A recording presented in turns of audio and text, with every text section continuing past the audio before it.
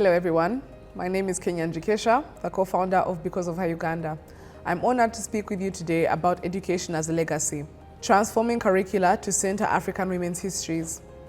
We must understand that the schooling system arose out of a motive for enslaved and colonized people to acquire cultural literacy enough to operate in colonial communities without acquiring equality with colonial powers. This is especially true for the African continent, where the education system was often used to divorce us from our heritage and understanding of self, to ensure we could be adequate slaves, workers, and finally, to cement the place of colonial masters as superior through both overt teachings and subtle messaging. Dominant education frameworks often present a narrative of Africa that is both androcentric and Eurocentric, resulting in a profound epistemic injustice. This historical marginalization renders African women's histories peripheral, effectively erasing them from our collective memory. This exclusion not only diminishes the intellectual inheritance of all students, but also reproduces inaccurate views of African societies. As a result, our education system develops a dangerous unconscious bias towards the place of women in our society. This is not a manipulation of the system, but rather it is functioning as intended. The education system has operated as a tool to entrench patriarchal ideologies and deprive women of their economic, physical, and intellectual liberties. Demeaning any group creates stereotypes, and the denial of that group's accomplishments and social value leads to discriminatory cultures and laws.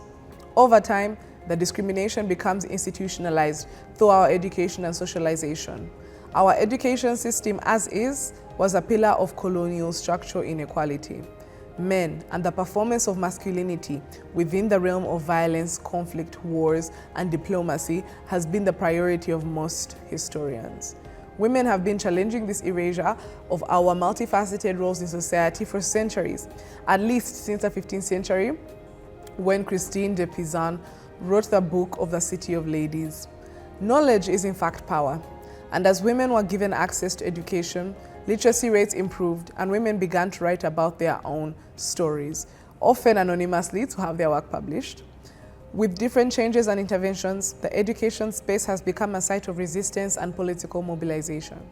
We can harness that for positive change towards the understanding of women's place in our society. In reworking the education system, there must be a conscious move towards a decolonized pedagogy. Education must be understood as a legacy-building practice, a vehicle for memory, identity, and justice. By centering African women's histories from pre-colonial to anti-colonial resistance to contemporary intellectual, artistic, and economic innovation, we fundamentally transform the knowledge base. This shift is critical to embed African women in the historical narrative as active, consequential contributors. Their inclusion counters prevailing portrayals of women as merely passive fixtures or simple victims of circumstance, replacing silence with comprehensive stories of agency, resilience, and intellectual production. History is not simply a chronicle of political leaders and state building, but a complex narrative that includes the experiences of everyday people. Women's history is not to be viewed as a niche subject, but an essential component of understanding the past in its full breadth. By limiting historical study to traditionally male-dominated areas like political, diplomatic, and military history, the discipline has inherently excluded women's voices. Even women who have engaged in these traditionally male spheres have been often omitted from mainstream historical narratives. Women like heads of state, traders, and warriors are still not documented. Telling the stories of women, the full stories, not just the inspirational parts, is a way to honor them. And in telling women's stories, we see how the patriarchy and cultural expectations of womanhood and manhood cause lasting damage. Women's history matters because it is human history, because it reveals the influence of patriarchy in our daily lives, and because it is a way to honor our foremothers. Because history is by and large written by the victors, history books, archives, and museums tend to reflect their creators' assumption of whose history is valuable. In post-colonial Africa, the push away from Eurocentric educational content did not include women by and large. Most of our histories are dominated by stories of great chiefs and kings and the monumental sacrifices of ordinary men. Rarely, if at all, are the women present in this retelling of historical events. We need a redefinition of history that includes medical, economic, and religious histories, arenas where women have played indispensable roles. Decolonization forces us to think outside of what we know. Where the current education system goes ahead to teach only about African women as warriors and collaborators, a decolonial approach asks us to inquire about the communities these men came from. Asking why not learn about the women who ensured year-long agricultural success while the men were off conquering? Why not learn about the women who, through the keeping of oral histories, have ensured that even hundreds of years later, our society's cultural identities are preserved? Curriculum reform must not simply add women to the existing framework, rather, it must employ an intersectional approach to capture the real lived experiences of these women. To build an accurate historical narrative, it must integrate African women's experiences as foundational actors, integral to national and continental narratives. This is not to diminish the importance of the history that we do study and memorialize. Obviously, historians shall continue to study the struggle for independence across different African countries, but we cannot fully understand how the Mau Mau rebellion took shape or how the ANC pushed against apartheid if we do not look at the contributions of the women within these movements. And we definitely gain a better understanding of gender inequalities and the power dynamics between men and women as a result of centering women in historical inquiry. Despite the growth of research into women's history, mainstream historical texts and educational courses often ignore women's experiences, and there is a tendency to view women's history as separate from other developments. The decolonial approach asks us to challenge conventional wisdoms about what should be seen as historically significant. When we tell full stories, we understand the effects of patriarchy, effects often hidden when our histories focus on men. Take, for example, Princess Clara Nalumansi of the Buganda Kingdom, who converted first to Islam and later to Christianity, trying to circumvent the restrictive rules barring marriage for princesses in Buganda. For her choice, she was martyred in 1888 during a period which we refer to in Uganda as the killings of the Uganda martyrs. This topic is taught in primary school, complete with a national holiday, but the women who endured suffering and death for their religion alongside the male counterparts are rarely, if ever, acknowledged, let alone taught about.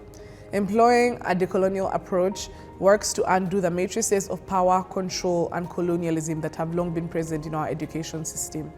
We often fail to appreciate how fortunate we are to have the rights we possess. Soren Kierkegaard elegantly phrased it as, "Life can only be understood backwards, but it must be lived forwards." Unfortunately, a large percentage of my generation is unaware of our shared past. More often than I would like to confess, I encounter more and more young women who are unaware of the women who went before us to secure basic equality.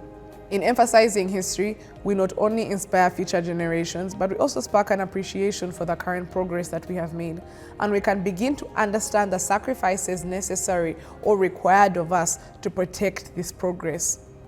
The omission of women from history is not due to their lack of historical significance, but to biases embedded in history, education systems, and state standards. The decolonial approach asks us to go further than accepting patriarchal sentiments in education as simple unconscious bias, as this works to absolve those who benefit from the system, and it deters public scrutiny and accountability regarding why it was designed that way. It absolves teachers from the way they use language to set boys as the standard in the classroom. It absolves schools from having to examine the gaps in their teaching materials that perpetuate these inequalities. And it absolves our governments from working to change the system at the root. It is paramount that these ideas are disseminated through the education system, because this ensures that we move the understanding of women as equals from the realm of unconventional critical thought to the plane of common knowledge that is encountered in primary school, secondary, and university. Through utilizing age-appropriate narratives and tools, we can start to undo the damage, introduce learners as young as 10 years to common women's rights principles. We can use the teaching of social studies to introduce bite-sized, easy-to-grasp women's issues wrapped in history, literature, or even geography lessons. This will create a generation of Africans able to meaningfully engage with decolonial theory, especially regarding our public memory and social consciousness. When we want people to be able to function within capitalism, we make sure to teach commerce and economics at school.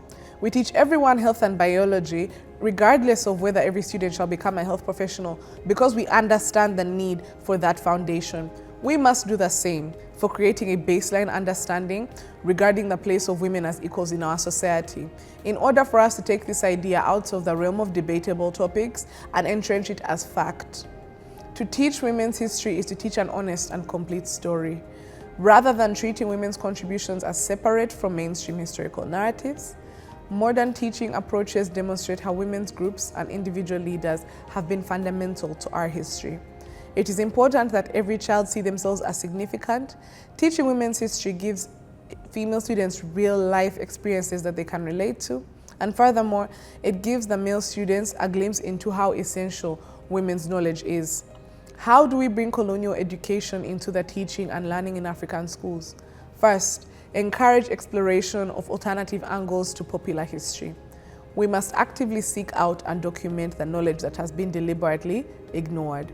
Oral histories serve as an invaluable resource for tracing women's ancestries, providing insights into their lived experiences as knowledge keepers, leaders, healers, and teachers. Oral histories should be embraced as legitimate sources of knowledge. Although oral histories may be subject to manipulation and erasure, the same can be said for written histories, as they are both altered over time. Secondly, our curricula must adopt an intersectional approach to capture the real lived experiences of African women. It is not enough to teach about women. We must explore how race, class, region, and ethnicity have shaped their experiences. This critical lens empowers students to challenge biased narratives and understand the complex power dynamics at play, ensuring that our historical narrative is accurate and nuanced. And thirdly, there must be a shift to rework language and civic education. We need to change the language we use in the classroom. This means moving away from the texts that set men as the default standard and incorporate age-appropriate narratives on women's rights and contributions into existing lessons. Teachers can incorporate stories that connect historical figures to current events. This approach helps students understand how past struggles for gender equality and women's rights continue to influence life and law today. It is important to remind students that women have always been here and have always been a part of any community's progress. There is ample data demonstrating the correlation between women's status in a society and that nation's stability, security, and prosperity. Countries with higher levels of gender equality are linked to good governance and are less likely to engage in violence. Yet women still do not have full equal rights with men in any country today. If we want to move forward and progress as a society, we are going to need to have tough conversations about utilizing education as a tool for change. Because it is clear that simply accessing education is not enough. Although it is a great stepping stone, and in Africa there is a large focus on getting girls into and through schools, we can draw from the experiences of countries like France and Taiwan, where this particular issue has already been adequately addressed. The need to delve into what exactly is being taught and how is more pressing than ever. While progress on gender equality has been made, we cannot take it for granted that simply putting women into schools does not stop patriarchy and misogyny. Increasingly, right-wing populist leaders and groups are attacking women's rights and the very foundations of gender equality for electoral mileage. In 2020, the UNDP released a Gender Social Norms Index report with the findings that almost 90% of people, both women and men, display prejudicial sentiments towards women, and the problem is only getting worse. Ensuring women's stories and other alternative histories are taught in schools is one of the ways we can combat these sentiments taking hold and being weaponized to roll back all the progress that women have made.